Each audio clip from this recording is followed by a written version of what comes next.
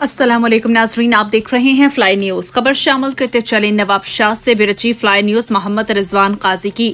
نوابشاہ کی سماجی اور کاروباری شخصیت آل راجپوت انٹرنیشنل ایسوسی ایشن آریہ ضلع شہید بنظرآباد کے صدر بنانا، گڈز ٹرانسپورٹ ایسوسی ایشن کے ذمہ دار دانیال شاہد راجپوت سمیت سیٹھ رضا محمد کیریو، طارق مری، خورشید ملک، علی رضا کانیو، ان کی قیادت میں سندھ دریا سے نکلنے والے کناروں کے خلاف احتجاجی ریلی نکالی گئی۔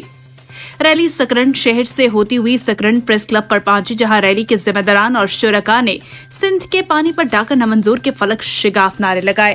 اس موقع پر آل راجپوت انٹرنیشنل ایسوسی ایشن آریہ ضلع شہید بنظرآباد کے صدر دانیال شاہد راجپوت نے میڈیا سے بات چیت کرتے ہوئے کہا کہ سندھ دریا ہماری زندگی اور بقاء کا ذریعہ ہے۔ ہم کسی صورت میں بھی سندھ دریا کے پانی پر کسی کو قبضہ نہیں کرنے دیں گے۔